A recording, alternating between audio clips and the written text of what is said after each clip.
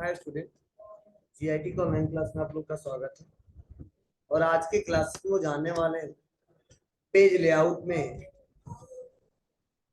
Line numbers और हाइफेनेशन option के बारे में कि क्या है और क्यों इसका उपयोग करते हैं और कैसे करते हैं।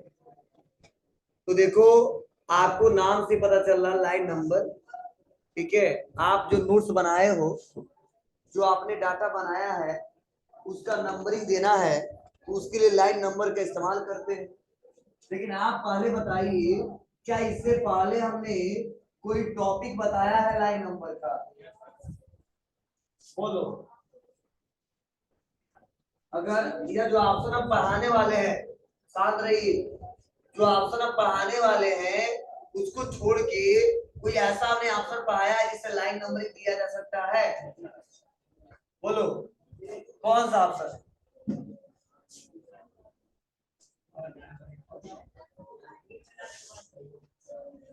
होम में।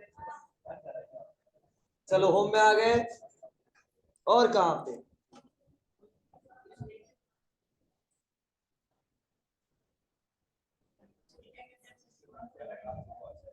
चलिए ध्यान दीजिएगा, मैंने एक ऑप्शन बताया था आपको, होम टैब में पैराग्राफ ग्रुप में नंबर। बोलो। लेकिन इसमें देखो, इसमें उसमें बहुत अंतर है। अंतर यह है क्योंकि इसमें जो नंबरिंग लोग देते हैं इसको हम लोग पैराग्राफ वाइज देते हैं, या लाइन अलग अलग क्रिएट रहता है तो उसकी सब को बनाना पड़ता तब लाइन वाइज आता है। देखिए, हमें पैराग्राफ वाइज नहीं देना है और नंबरिंग, ठीक है, चेंज नहीं करना है। नंबरिंग का फॉर्मेट हमारा एक ही होना चाहिए, 1 2 3 4 5, वैसे ही। और ऑटोमेटिक जितना, चाहे वह पैराग्राफ पूरा लिखा हो, ठीक है, चाहे एक ही लाइन लिखा हो, चाहे कई सारे पेज लिखे हो, ठीक है, बस मैं ये चेक करना चाहता हूं कि इस पूरे डॉक्यूमेंट में, इस पूरे होल डॉक्यूमेंट में कितना हमने लाइन लिखा है। एक बार में अगर चेक करना हो तो इस ऑप्शन से नहीं चेक किया जा सकता है। आपको सर क्यों नहीं चेक किया जा सकता है? मैं दिखा दूं। यहाँ पे अगर इक्वल करूं मैं, और इक्वल करने के बाद से मैंने अगर रेंड कर दिया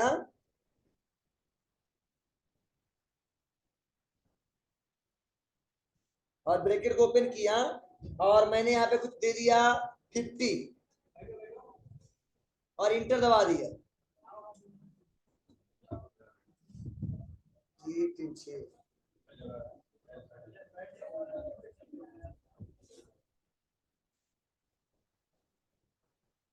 तो एक्स्ट्रा है क्या? इधर तो खाली है। यहाँ पे 2 बैठेंगे सर, 3 वहां बैठेंगे, 2 यहाँ बैठेंगे, ठीक है, सब बेंच वाइज से खाली है। चलिए देखते हैं इसको।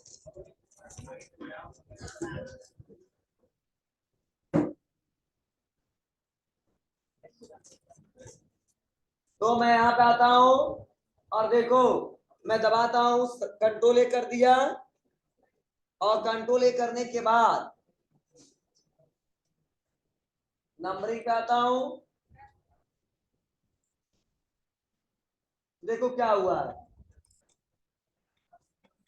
जो लाइन नंबरिंग जो नहीं आया है यहाँ पे, यह पैराग्राफ वाइज आया है 1 2 3। हाँ, आप अगर यहाँ चाह रहे हो नहीं, या पूरे पैराग्राफ के हिसाब से नहीं चाहता हूं तो यहाँ पे एक लाइन क्रिएट कर दीजिए। मतलब जब इंटर दबाएंगे तो एक और वो क्या समझेगा, ये अलग है और ये अलग है, तब नंबर ही चेंज होगा। तो ऐसा हमें नहीं चेक करना है, भले ही कितना हो पैराग्राफ हो, लेकिन कितना लाइन हमने लिखा है वो हमको चेक करना है, और ऐसा जरूरत बार बार पड़ता है।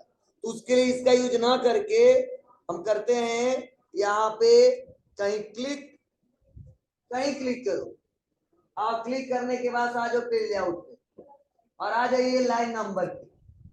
और लाइन नंबर पे आने में देखकर नाम दिया है, हम कर देंगे कंटिन्यूअस। देखो हमने सेलेक्ट भी नहीं किया, सेलेक्ट किया क्या? नहीं किया। लेकिन देखो इस बार लाइनिंग ऐसे आ रहा 1 2 3, और लगभग देखो यहाँ पे लास्ट तक जाएगा, कितना में लिखा है 150।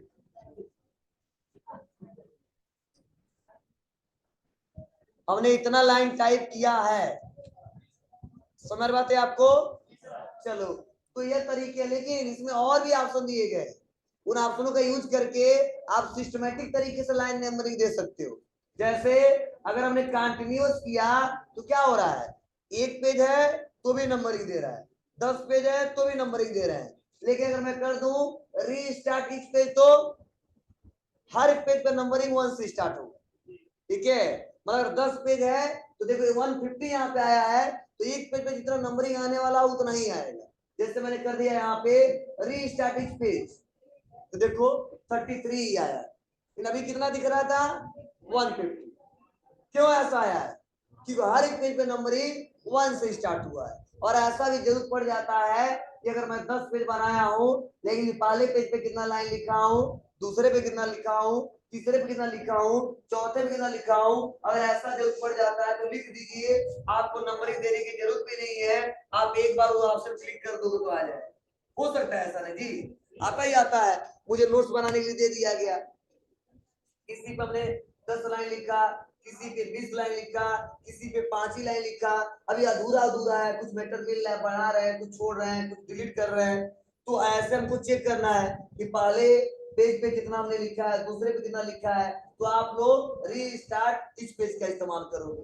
अगर सबका नंबरिंग चेक करना हो, जितना होल डॉक्यूमेंट का, तो आप कंटिन्यूअस का इस्तेमाल करोगे, ठीक है। तो ये दोनों ऑप्शन आपको क्लियर हुए होंगे, बोलो कोई दिक्कत तो नहीं है। चलिए अब उसके बाद से नेक्स्ट एक और ऑप्शन दिया है, वह दिया रीस्टार्ट इस सेक्शन। मतलब अगर सेक्शन वाइज करना चाहते हो, क्या एक सेक्शन का अलग नंबरिंग, दूसरे सेक्शन का अलग नंबरिंग। अब ना आओ रेगुलर, रेगुलर आते नहीं पूछते, आज 3 दिन से सेक्शन में पढ़ा रहे, ठीक है। सेक्शन मतलब क्या है, जैसे मान लो ये हमने एक फाइल खोला है, इसमें 10 पेज है, तो बाय डिफॉल्ट क्या होता है, ये एक सेक्शन में होता है 200 पेज। लेकिन मैं सोच रहा हूं कि 5 को अलग सेक्शन दे दूं, 5 को अलग सेक्शन दे दूं, तो 5 के लास्ट में जाके ब्रेक कर देते हैं। जब ब्रेक कर देते हैं तो सेक्शन 2 कन्वर्ट हो जाता है। पहले पे जो अप्लाई करेंगे 5 पेज पे होगा, दूसरे पे अप्लाई करेंगे वो 5 पेज पे होगा, इसे बोलते हैं सेक्शन। सेक्शन वाइज पेज को कन्वर्ट किया जा सकता है। तो वैसे अगर मैंने किया है तो इसका यूज करूंगा, अगर नहीं किया है तो इसका यूज नहीं कर सकते, करेंगे तो भी नहीं होगा, क्योंकि हमने कोई सेक्शन क्रिएट ही नहीं किया है, तो नॉर्मली काम करेगा।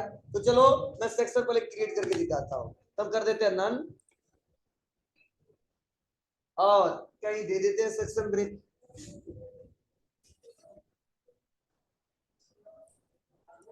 पहला पेज है, दूसरा पेज है, यही सब सेक्शन क्रिएट कर देते हैं। कहां जाएंगे सेक्शन क्रिएट करने के लिए, पेज ब्रेक, नेक्स्ट पेज, हो गया जी। चलो अब आते हैं, और आने के बाद से यहाँ पे आएंगे और करेंगे लाइन नंबर और रीस्टार्ट इस सेक्शन। अरे यार कितना तुम लोग बोलते हो, शांत रहो थोड़ा। आया यहाँ तक, इसके बाद नहीं है, फिर से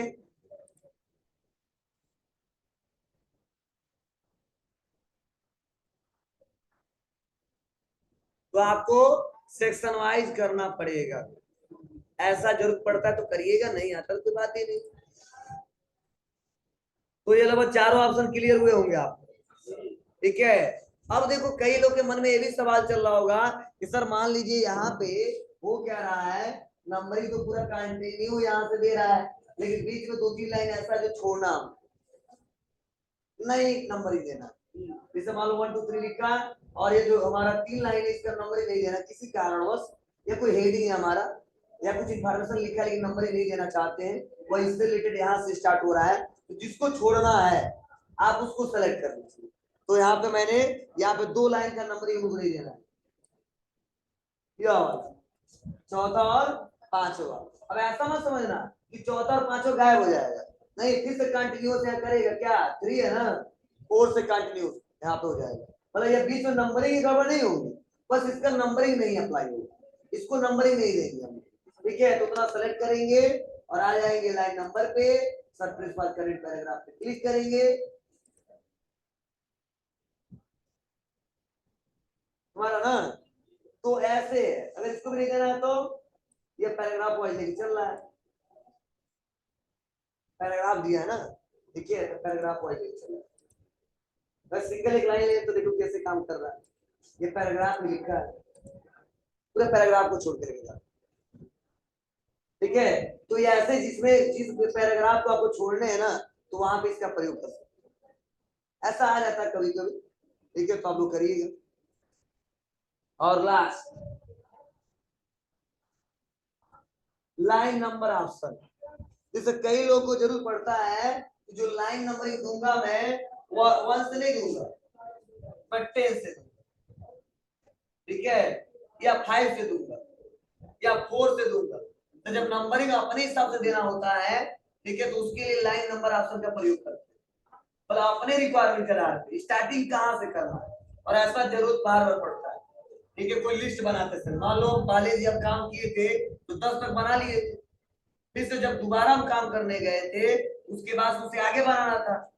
ठीक है, लेकिन मुझे वो मैटर जो बना रहा हूँ दूसरे पेज पे बना रहा हूँ, या दूसरे विंडो बना रहा हूँ, तो फिर से उसको कंटिन्यू 1 से नहीं करना है, 10 से करना है। ये 10 से नहीं करना, 20 से करना है, जिससे मुझे पता चले इससे पहले लगभग 20 लाइन हम बना चुके हैं, या 19 लाइन हम बना चुके हैं, बीच में से हम कंटिन्यू करते हैं। ठीक है, अब इसी पेज पे करिए या किसी नए विंडो पे करिए, वो आपके ऊपर है। ऐसा जरूरत पड़े तो आप लाइन नंबरिंग ऑप्शन पे आइए, और जब यहीं पे लिखा है लाइन नंबर, क्लिक करिए और पूछा जाता है कि स्टार्ट एट, और बोला सर 10 से स्टार्ट करो। किससे स्टार्ट करो? 10 से। और इसमें भी ऑप्शन दिया है रीस्टार्ट पेज, रीस्टार्ट सेक्शन, या कंटिन्यूअस, बोलो कंटिन्यूअस। ओके ओके,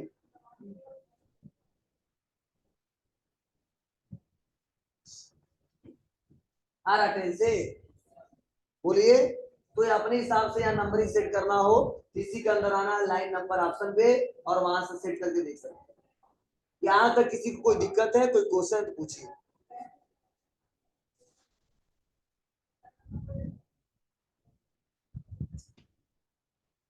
जो ऑप्शन समझ में नहीं आया, जो आज मैंने पढ़ाया है, क्या? चौथा नंबर का मतलब यही है, जिस पैराग्राफ को आपको छोड़ना चाहते हो उसको क्लिक कर दो या सेलेक्ट कर दो, उसका नंबरिंग नहीं है। ठीक है, ये लाइन वाइज नहीं हो पा रहा, जो लिख दिया गया पैराग्राफ। ठीक है, तो पैराग्राफ वाइज कर रहा है, एक सेलेक्ट कर रहा है तो भी, और नहीं सेलेक्ट कर रहा है तो सेलेक्ट करना पड़ेगा, तो काम करेगा बेटर तरीके से। समझ नहीं पाता कैसे लेके चलना है। क्या हुआ? टॉप पे? कैसा टॉप पे?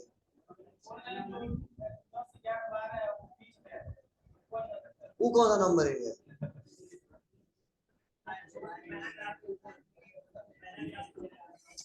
ऐसा कभी देखो नंबर ही देना, वो भी कुछ सोच समझ के बनाते हैं सब ना। कभी देखो, अभी तक बचपन से आपको पढ़ाया गया है, कभी देखिए कॉपी में लिखते तो नंबर ही देते, तो 20 से लिखते हैं 1, फिर से लिखते हैं तो 2, नहीं पढ़ता। अगर देना है तो हो सकता है, कैसे? आपको मैनुअली टाइप करना पड़ेगा। अब उसको बता देते हैं, तब कर लोगे ना। चलिए नन करते हैं, नहीं नंबर देना।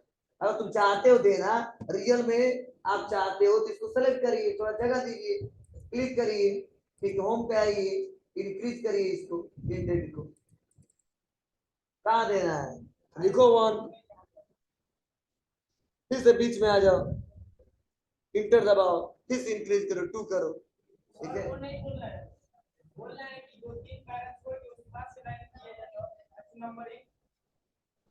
वही तो बताए हैं। तो ठीक है, आगे जितना हम कहते हैं पूछने के लिए उतना ही तुम लोग का दिमाग इधर उधर चल रहा है। चलिए आते हैं नेक्स्ट, अगला ऑप्शन हाइपेनेशन। तो देखो, इसका यूज ज्यादातर वहां पे होता है कि जहां पे लोग बुक बनाते हैं, और वहीं पे किया जाता है, अदर कहीं इसका यूज कभी मिलता नहीं। आप लोग को बुक पढ़ते समय इसका यूज देखे होंगे। देखो हाइफेनेशन मार्क का मतलब ये होता है कि जैसे आप लिखते हो, ये पेज है हमारा, ये बड़ा सा हमारा पेज है, और आप टाइप करते जाते हो, देखे होगे जब हम लोग लेफ्ट टू राइट टाइप करते हैं, तो जब लिखते जाते हैं तो लास्ट में क्या होता है, जब लास्ट में कोई वर्ड लिखते हैं तो तुरंत उसके बाद से अगर वर्ड लिखा, आर लिखा और फिर हमने ए लिखा और उसके बाद से अलाइनमेंट यही तक है, जैसे अगला कोई कैरेक्टर हम टाइप करते हैं ना, इस लाइन को क्या करता है, ब्रेक कर देता है और इस वर्ड को नेक्स्ट वाले लाइन में लाके ट्रांसफर कर देता है। ऐसा देखिए आप लोग, ऐसा होता है। आप लोग काम करिएगा, लिखिएगा, आज नहीं देखे तो आज करके देखना। आप जब हम लिखते हैं लेफ्ट टू राइट लिखते हैं तो जहां यह तक रहता है वहीं तक जाता है, और लास्ट में कोई वर्ड लिखे है, सब कैरेक्टर लिख दिया, आर लिख दिया, ए लिख दिया, एम लिखने जा रहे हैं, इसके चलते ये तो नीचे लिख चला है, किसको, आर एम। ठीक है, तो ऐसा लोग कहते हैं, ध्यान दो। अगर आपको लग रहा है कि नहीं इतना स्पेस है उतना पूरा कवर करूं, पूरा लिखूं, अगर रियल में कुछ कैरेक्टर लिख रहा हूं जिससे वो ज्यादा हो जा रहा है, वो वर्ड नीचे आ जा रहा है, तो उसको क्या करिए, मार्क लगाइए। और वो मार्क कौन सा होना चाहिए, हाइफेनेशन मार्क होना चाहिए। तो ये मार्क लग जाता है ऐसे डैश के रूप में, इसे बोलते हैं हाइफेनेशन मार्क। ठीक है, और उसके बाद जो ए आएगा उसके नीचे आएगा। ठीक है, अब फायदा क्या होगा, इससे फायदा यही होता है कि जो बार बार लाइन ब्रेक हो जाता है और वर्ड दूसरे लाइन में चला जाता है, वो नहीं जाता। ठीक है, तो एक समझ आइए क्यों स्टाइल में क्रिएट कर देते हैं और अपना स्पेस बचाना चाहते हैं, इसके लिए ऐसा करते हैं। ठीक है, इसलिए मैं बोला नाम मात्र का यूज है, कहीं काम करेंगे तो जल्दी इसका यूज दिखता नहीं हम लोग। ठीक है, जाकर कभी कभी बुकों में देखे होंगे, मिलेगा। जैसे मैं करके दिखा देता हूँ। ठीक है, और ये हाइपरनेशन जो लगेगा हमारा, वो मैनुअली पहले से रहता है, उसको ऑटोमेटिक सेट करना पड़ेगा। कैसे करेंगे,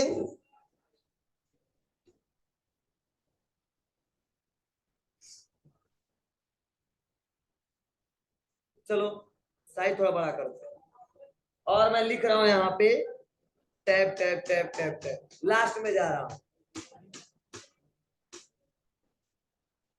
और मैं लिखा COM P, ब्रेक किया, फिर से देखो COM P, मतलब अपने साथ लेके चला जा रहा है। सबसे नो सर, जितना आ रहा कैरेक्टर लेके आने दो। ठीक है, डायरेक्टली लाइन को ब्रेक मत करो, हाइपरनेशन मार्क लगा देंगे। इसके लिए select, page layout, automatic,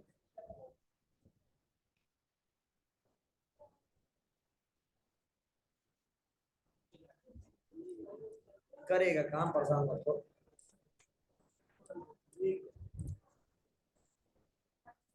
manually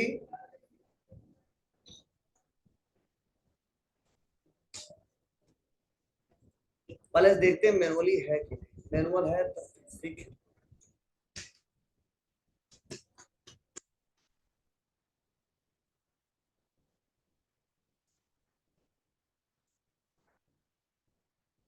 select, automatic,